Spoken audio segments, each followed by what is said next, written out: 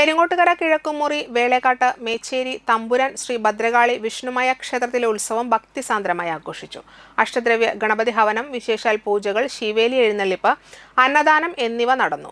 വൈകിട്ട് പൂനാരി ഉണ്ണികൃഷ്ണന്റെ പഞ്ചവാദ്യ അകമ്പടിയോടെ മുള്ളത്ത് ഗണപതി ദേവിയുടെ തിടമ്പേറ്റി പുറത്തേക്കുള്ള പൂരംപുറപ്പാട് എഴുന്നള്ളിപ്പ് നടന്നു.